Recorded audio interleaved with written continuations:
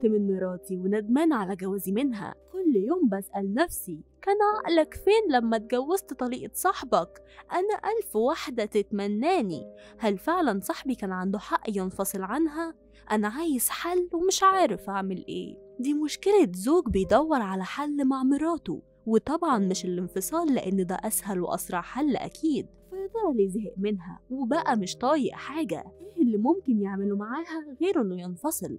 تابعونا معايا في الفيديو ده عشان تعرفوا حكايته إيه.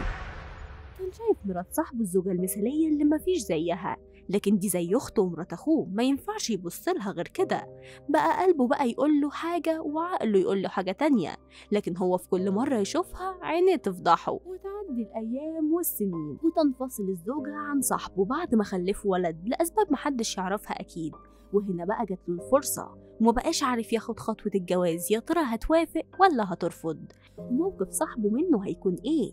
هيبصله ازاي لو اتجوز ام ابنه؟ لكن الشاب ده مشي ورا قلبه، وطالما كله بالشرع والحلال وعلى سنة الله ورسوله محدش يقدر يقوله تلت التلاتة كام. وفعلا حصل واتقدم لها. والمشكلة اللي ما كانش واخد باله منها خالص انه مش متجوز قبل كده، وهيتجوز ست منفصلة ومعها ابن، وكانت مرات صاحبته كمان. يعني داخل على حياة كلها مشاكل ما يعلم بيها إلا ربنا، لكن حبه لها وإعجابه بيها كان مغميه عن كل حاجة تانية. وطبعا موقف صاحبه معروف، حتى لو اتظاهر إنه عادي وبالتوفيق أكيد من جواه مش موافق على الجوازة دي. ولكن لا في إيده حاجة يمنع صاحبه ولا له كلمة على أم ابنه، وما حكاش أي حاجة عن سبب الانفصال، وسحب نفسه من الصورة وسابهم يكتشفوا بعض. في البداية الدنيا ما كانتش سايعاني، وكان في نظري أحلى ست، وقلت مش عايز أكتر من كده في الدنيا، شغلانة كويسة وبيت وأسرة وزوجة، وكمان معها ابنها اللي اعتبرته ابني من أول لحظة.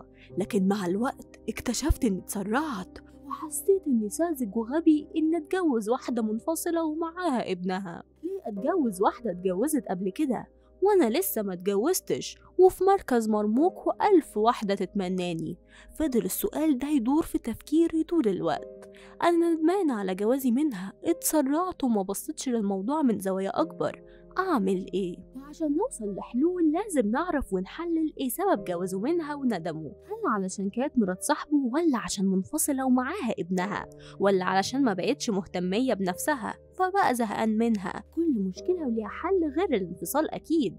لو منفصلة ومعاها ابنها فدي مش مشكلة خالص، رجالة كتير بتتجوز منفصلات وعايشين معاهم بقالهم سنين زي السمنة على العسل كده حياتهم، وبتبقى مراته قايداله صوابعها على الشمع ومرتاحين معاهم جدا.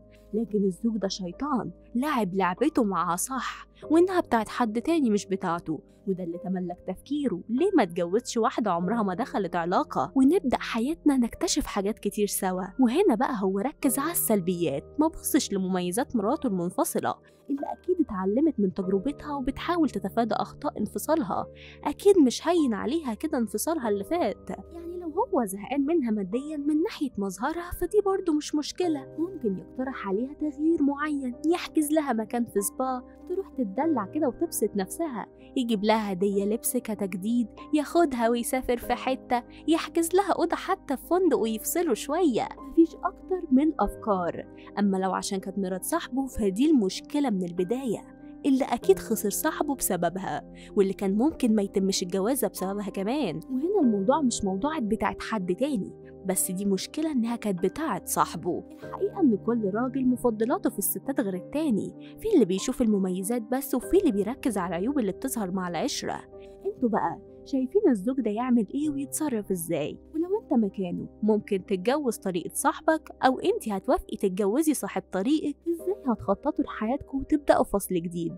شاركونا برأيكم في التعليقات.